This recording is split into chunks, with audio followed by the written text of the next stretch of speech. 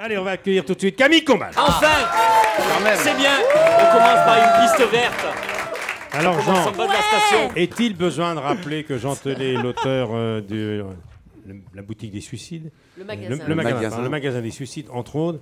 Et s'il y a bien quelqu'un qui n'a jamais pensé aller faire un tour dans cette fameuse boutique, c'est Camille Combal. Bien sûr, oui. J'en veux bien sûr, vous venez nous parler, on le disait, de votre dernier livre, Fleur de tonnerre. Mais moi, je vous ai connu avec le magasin des suicides, il y a quelques années, que j'ai adoré. C'est vrai que, bon, a priori, le suicide, c'est pas une activité qui me tente plus que ça, moi, à la base. Mais vous, Jean, c'est un de vos sujets de prédilection, puisque vous avez également scénarisé la bande dessinée Je voudrais me suicider. Mais je n'ai pas le temps. Ouais. C'était une pardon, je peux.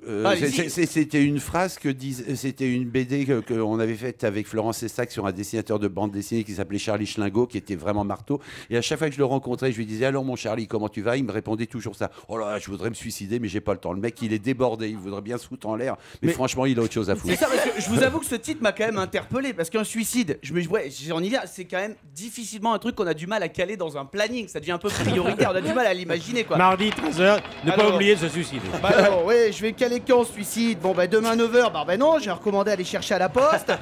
Bon bah sinon je mets ça après le dentiste, mais enfin ça nous amène à 19h, la pharmacie va être fermée, ce sera pas simple. Bon, ça devient compliqué. Sinon, comme on le disait à l'instant, vous avez écrit le magasin des suicides, ça c'est génial, l'idée est super originale. J'ai du mal quand même à imaginer un magasin comme tous les autres qui s'occupe des suicides, quoi. Oh chérie, c'est chouette, on a reçu le catalogue 2013-2014 du magasin des suicides là. Oh dis donc, samedi il y a 20% sur les cordes et les gazinières.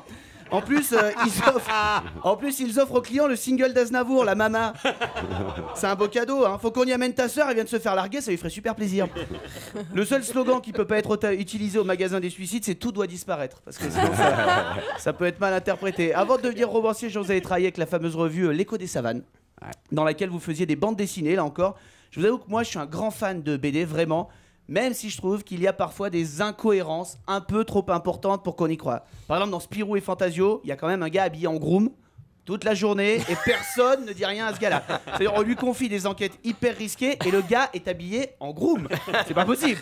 Tu lui files tes valises, tu lui confies, mais pas une enquête. Gaston Lagaffe, c'est pareil. Le mec a fait sauter 58 fois les bureaux dans lesquels il bosse. Il a mis 32 boules de bowling sur la tête de son patron.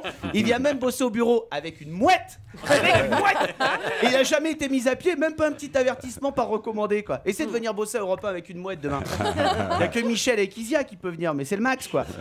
D'ailleurs, votre célèbre livre, Le magasin des suicides, dont je parlais à l'instant, a même été adapté en dessin animé par Patrice Lecomte. C'est quand même pas rien. Et c'est une bonne idée, je trouve, de créer un dessin animé avec un peu de fond, comme ça. Hein. Parce que parfois, on se demande où les mecs vont chercher les idées des dessins animés. J'aimerais bien être là le jour des brainstorms, quoi. Bon, là, les gars, je viens d'avoir une super idée. On va faire un dessin animé sur les aventures d'une éponge.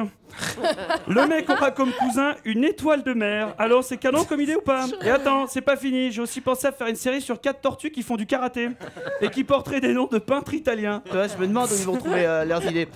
En tout cas, Jean, on est très content de vous recevoir aujourd'hui et surtout ne vous inquiétez pas si je m'immole pendant faites entrer l'invité. C'est ma façon à moi de vous rendre hommage. Hein. Bonne émission. Merci beaucoup.